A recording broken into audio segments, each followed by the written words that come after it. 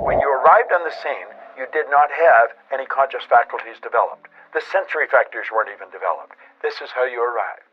That's called the little life. That's the baby. No conscious mind. So there's the subconscious mind. It's wide open. You can put anything in it.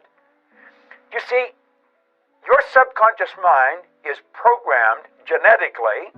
That's why we look like our relatives. It's built right into the genes at birth. But then we're programmed environmentally. Carl Mendinger from the Mendinger Foundation in Topeka one time said, environment is more important than heredity. Now, let's stop and think about the environment we were raised in. Here's the baby, and look at the ideas and the thoughts and the concepts that are going on around that baby are going right into that baby's subconscious mind. Now, through repetition, over and over and over again, and remember, the baby's getting it all day, all week, every week, all month, every month, all year, and this goes on for 4 or 5 years. And the baby reaches the age of 4 or 5 where they can start to think that baby's programmed. That baby is programmed to think like the people it has been surrounded by. If the people that surrounded that baby had gone right through school, the baby will probably grow up and go right through school. If the people that were surrounding that baby always lived in hard times, never had any money, always in debt, that's probably how that baby's going to grow up. Now this is bizarre, but this is how it happens. Think for a moment. What happens when that baby starts to think for itself? Now think of this. The paradigm controls the vibration. The vibration controls the action which produces the result. Now here we go. Here you got the baby with the paradigm, and the conscious faculties have developed. They have the ability to think. There's a power flowing into them. What are they going to think? They're going to think thoughts that are in harmony with that paradigm. They've been programmed in their little life genetically and environmentally.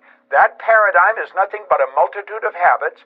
A habit is an idea that's been programmed into the subconscious mind over and over and over again. Now, the paradigm is literally controlling the behavior. Consciously, you can think of one thing, but subconsciously, the other idea will be controlling you. See, we can sit down and we can read these self-help books, we can listen to the recordings, and we say, yeah, well, I can do that. That makes sense. That's logical. But then we can't do it. Why?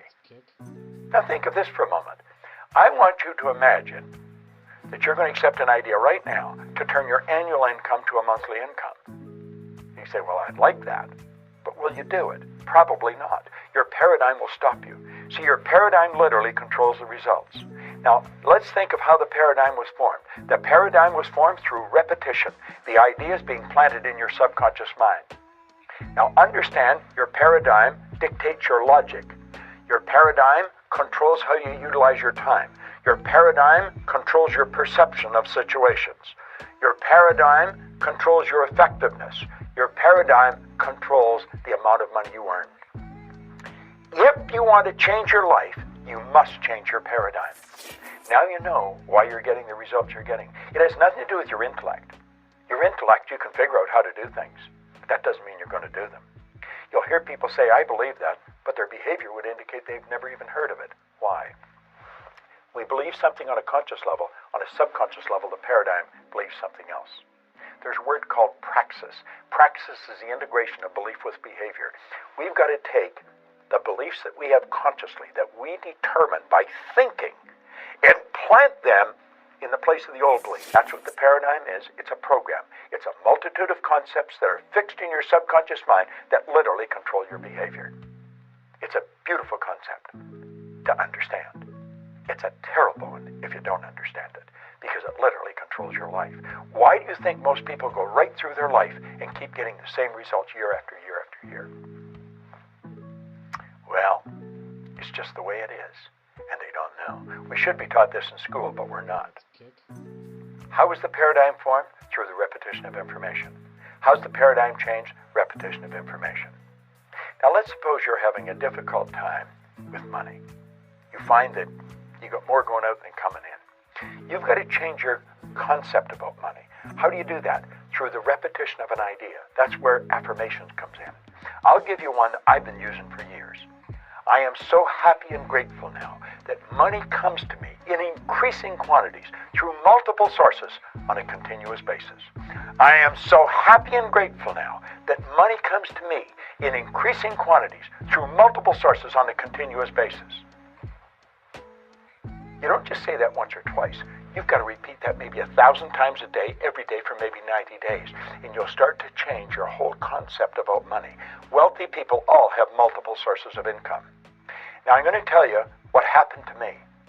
I drove around with a battery-operated record player and a long-playing record, and I played it over and over again every day for probably a couple of years.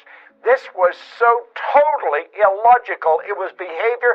Everybody thought I was losing it. And I'm reading the same book every day, Think and Grow Rich. As a matter of fact, I'm still reading the same book. And it was the repetition of Earl Nightingale's information and the book that changed the paradigm. I didn't know what I was doing. I didn't understand what I was doing, but I did it.